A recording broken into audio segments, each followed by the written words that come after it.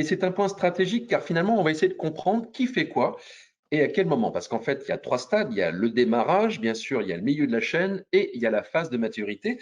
On va commencer avec Jérôme Petitjean du fonds Déméter. On ne vous a pas encore entendu. Bonjour à vous, vous êtes Bonjour. partenaire. On va évoquer en fait votre action car vous êtes aux côtés des startups dès le démarrage finalement de l'aventure. Oui, alors en particulier côté des startups, mais en fait, on a une vocation d'être positionné de façon plus large. Donc Demeter, en fait, nous sommes une société de gestion. Nous gérons plusieurs fonds d'investissement, tous dédiés à la transition écologique et énergétique depuis la création de Demeter. Donc, nous sommes un investissement privé et on essaye de couvrir toute la chaîne, en fait, avec différents fonds et différents types d'investisseurs. Et donc, nous investissons dans des startups à travers certains fonds d'innovation. Nous investissons dans des PME en phase de croissance avec des fonds de croissance.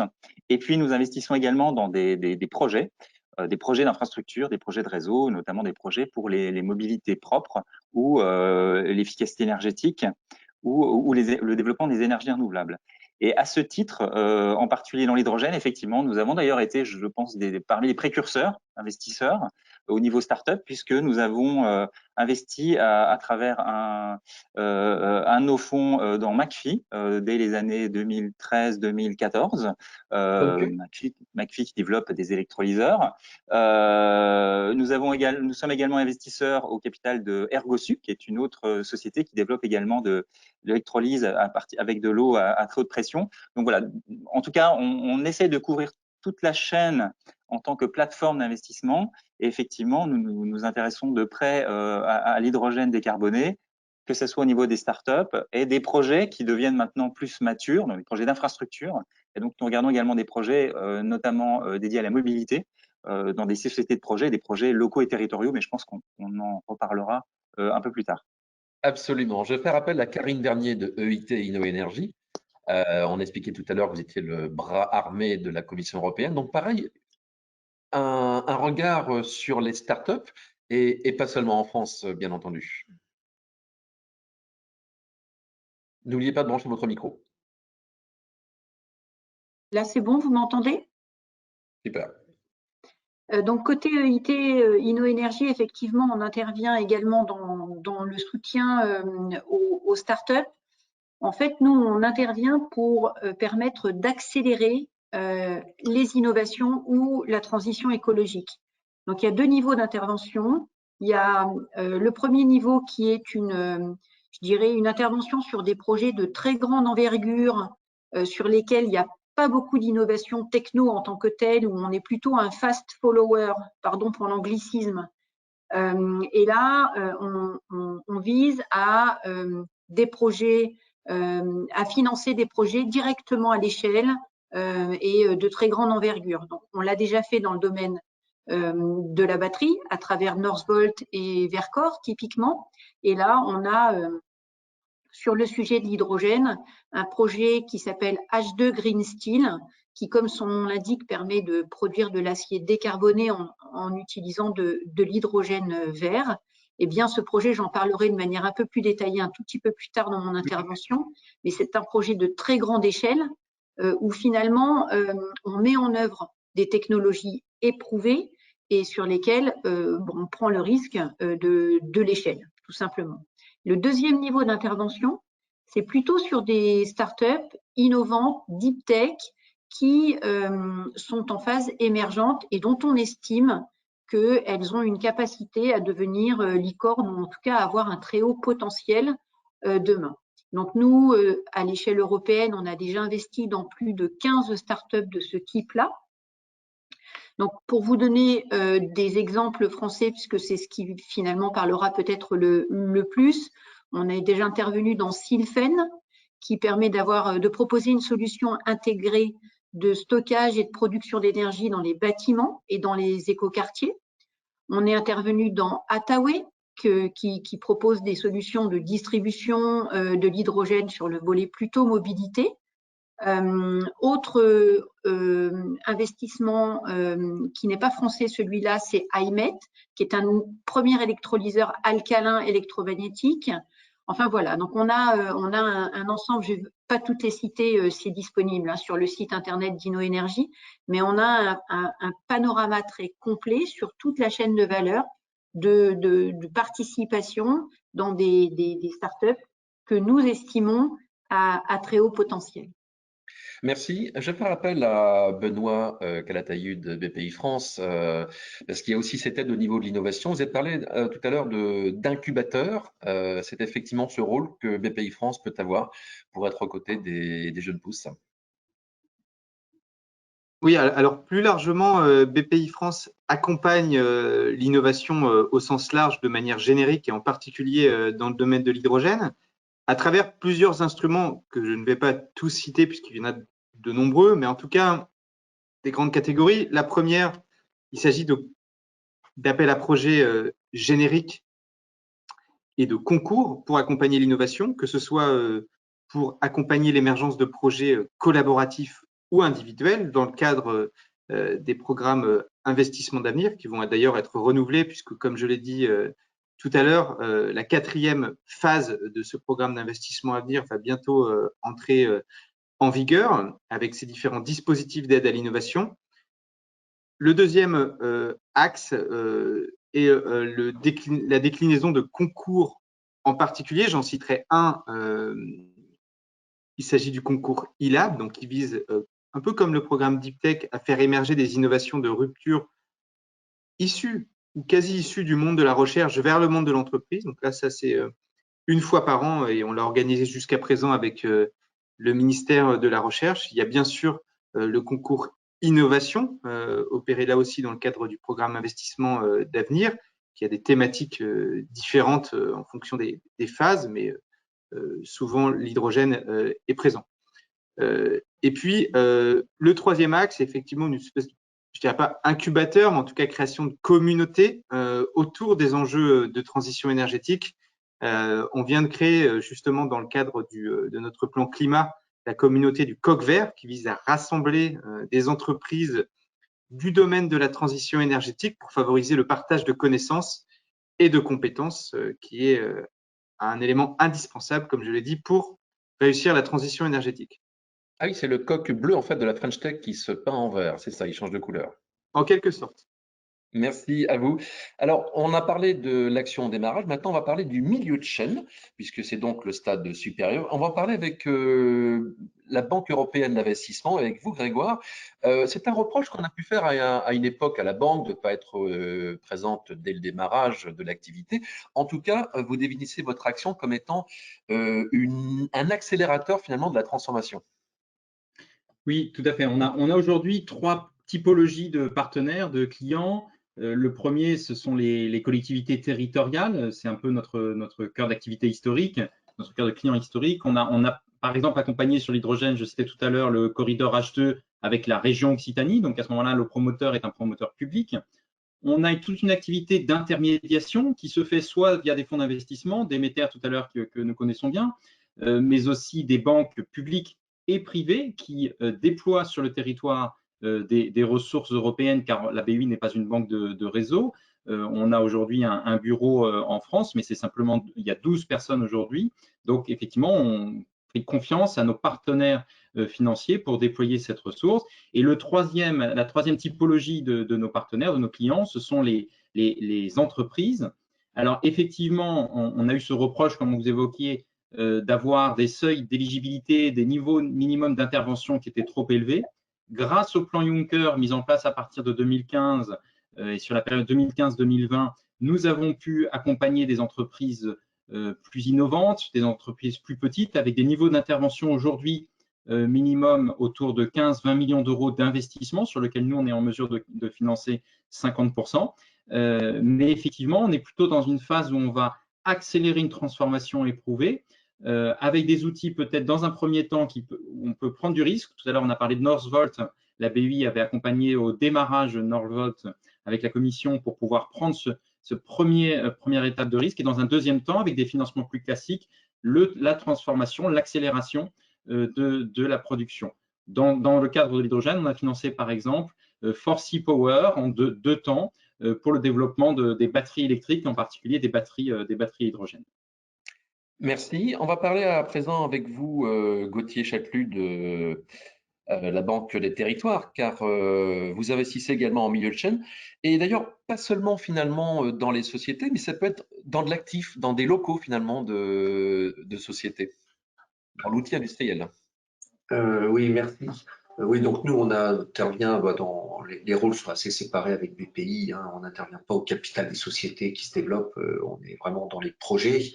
Alors après, on a plusieurs modes d'intervention.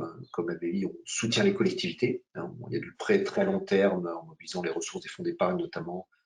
C'est du prêt très très long terme qui permettent de financer les collectivités pour leurs projets territoriaux. C'est un peu un mode d'action assez classique.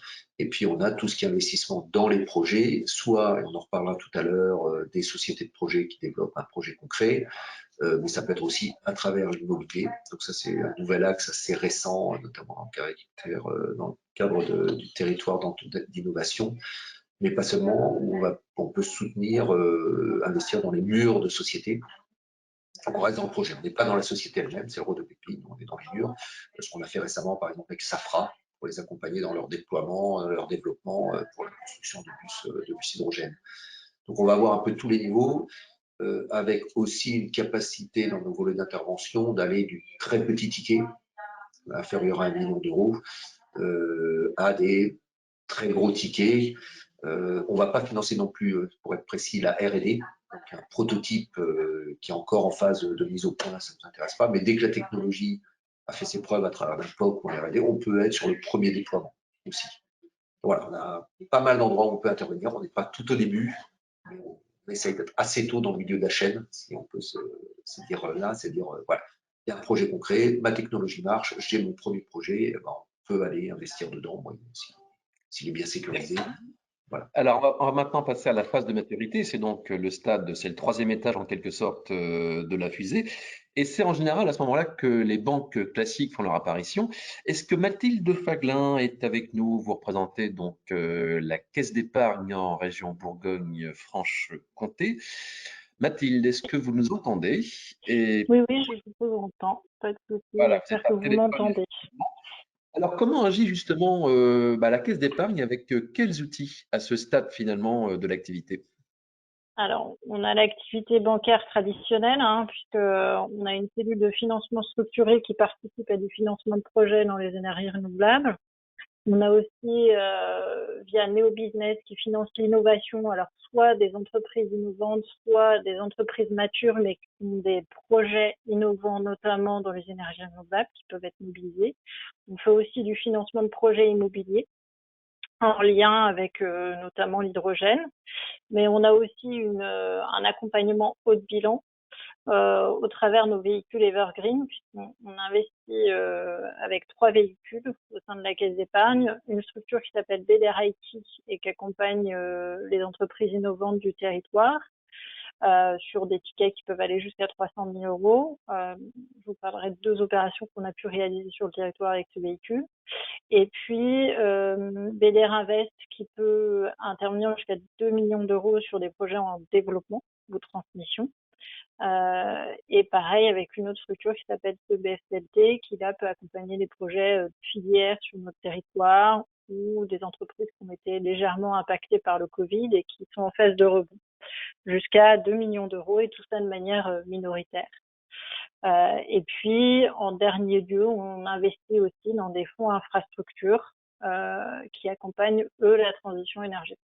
Donc, c'est vrai que pour nous, c'est cette thématique, à la fois pour la Caisse, mais aussi pour le groupe BPCE, est un élément important. Merci. On va enchaîner avec Witold de Marais, qu'on n'a pas encore entendu, qui représente Mirova. On va parler de fonds d'investissement. Alors, vous êtes qui à la Caisse d'épargne, hein? Vous êtes, qu'est-ce qu'on peut dire, cousin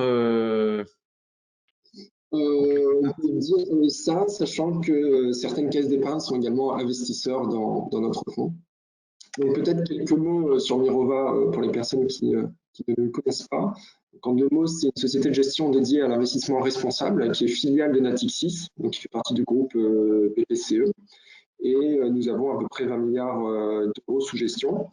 Les ordres de grandeur, donc c'est 20 milliards au total. Au sein de ces 20 milliards, c'est à peu près 1,5 milliard investis dans les infrastructures de la transition énergétique, donc des infrastructures, des projets non cotés de la transition énergétique.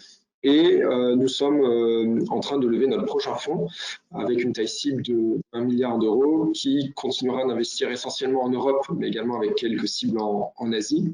Et c'est avec ce véhicule que l'on pourra notamment investir dans des projets hydrogène, dans des projets d'infrastructure. Donc l'hydrogène est entré dans notre stratégie il y a maintenant à peu près 2 ans. Nous avons fait notre premier investissement il y a quelques mois en participant à la levée de fonds de Hype. Et nous allons continuer donc avec le prochain fonds. Donc la façon dont on intervient, c'est donc on a vocation à être partenaire de porteurs de projets, partenaire en fonds propres, alors soit pur fonds propres, soit dette subordonnée, pour des tickets allant de quelques millions d'euros à quelques dizaines de millions d'euros.